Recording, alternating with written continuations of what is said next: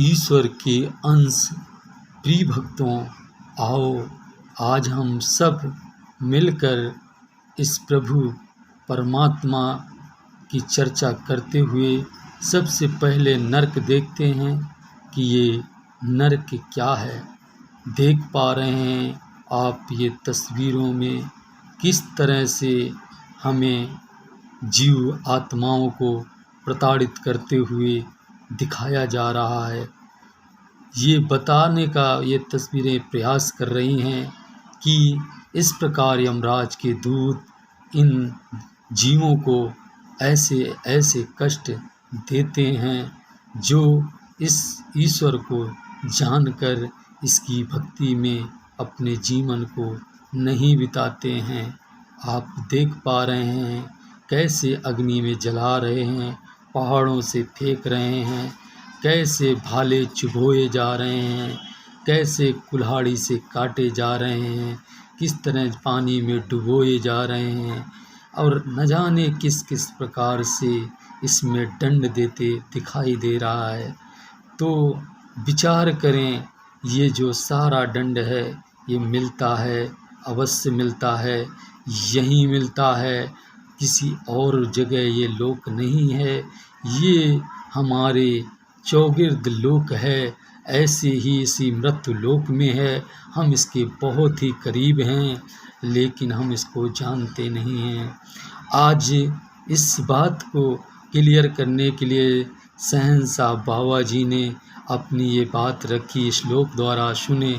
मन की अग्नि ना ठंडी होती, तन का वेश बदलने से, द्वार हरि के मान न पाए, चाल अनेकों चलने से, अंत काल में कर्म ही तेरे तुझको और फंसाएंगे, नरक स्वर्ग के कैद के अंदर कर्म तुझे ले जाएंगे, तू कर्मों के बंधन कारण फिर योनि जाएगा, अगा मात गर्भ में लटके उल्टा चीखेगा चिल्लाएगा, कोई न होगा संगी साथी रो रे नीर बहाएगा, बन के सूकर स्वान और घोड़ा 84 में जाएगा। इस तरीके से ये श्लोक में हमें समझाने का प्रयास हजूर ने किया कि ऐसे ऐसे हमें जीवन में कष्ट मिलेंगे अगर हमने इस परमात्मा को नहीं जाना, इस रमे हुए राम को नहीं जाना, तो हमें फिर लग 84 में जाना पड़ेगा और मात गर्भ में हमें उल्टा लटकना पड़ेगा। पहले इन्होंने इस तरीके श्लोक में कहा कि नरक स्वर्ग के चक्कर में पड़ना पड़ेगा और फिर बताया कि 84 में जाना पड़ेगा और मात गर्भ में उल्टा लटकना पड़ेगा। सबसे बड़ा नरक मात गर्भ है, जन्म मरण है, जो हम बार बार जन्मते हैं मरते हैं, यही नरक है। और मात गर्भ में जब हम होते हैं तो विचार करें, उस वक्त हमारे मुख के अंदर मांस और खून होता है और बाहर भी होता है। हम एक तरह से मानिए पूरा ये नरक का ही वातावरण कहें इसको, क्योंकि ये ही नरक है। असल में सच्चाई यही है। उस वक्त हम इस परमात्मा से रो रो के चिल्ला रहे होते हैं, हे शहंशाह मेरे किस कर्म की इतनी बड़ी सज़ा तूने दी है, मुझे बचा लो, मुझे बख्श दो, मुझे छोड़ दो। मैं अब इस संसार में जाकर ये कोई भी अपराध नहीं करूँगा और मैं तेरा ही यशोगान गाऊँगा, तेरी ही महिमा गाऊँगा, तुझे मैं जानूँगा, तुझ में ही खो जाऊँगा। एक पल भी ऐसा नहीं होगा जो दास तुझे भूल जाए। ऐसी ऐसी फरियादें इस परमात्मा से हमने की थी, वो हम भूल चुके हैं। अगर भूल गए हैं तो याद करो और हम किस लिए हम आए हैं, किस जहाँ से, क्या काम है हमारा। ठहरेंगे कुछ मौका पे, जब लौटेंगे दोबारा। हम आए हैं इस जहाँ में, हमारा सेवा सिमरन सत्संग और इस परमात्मा को जानना ही काम है। और जब यहाँ से लौटेंगे तो हम इसी परमात्मा में विलीन हो जाएंगे, इसमें ही खो जाएंगे, हम यहीं पे ठहर जाएंगे। अगर हमने इसको नहीं जाना तो आप आपने महाभारत में श्री कृष्ण भगवान की बात को सुना होगा कि एक मुख से उनके इंसान जा रहे थे, जीवात्माएं, और दूसरे से निकल रही थी, क्योंकि उनको ठहरने का कोई जगह नहीं होती है। जैसे भगवान ने कहा था कि पुराने कपड़े उतार देते हैं हम और नए वस्त्र धारण कर लेते हैं, इसी प्रकार जीवात्मा पुराना शरीर उतार देता है और नए शरीर में प्रवेश कर जाता है।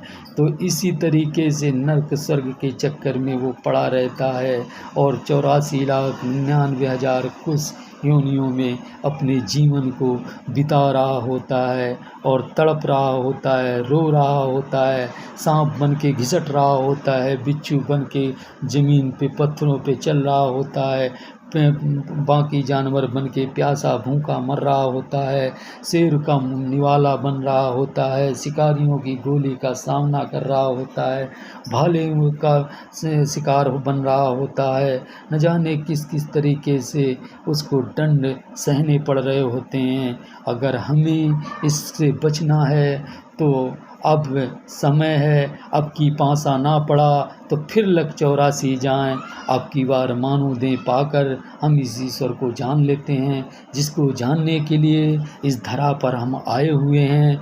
तो ये ईश्वर आज माता सुदीक्षा जी हमें ये ब्रह्म ज्ञान दे रही हैं।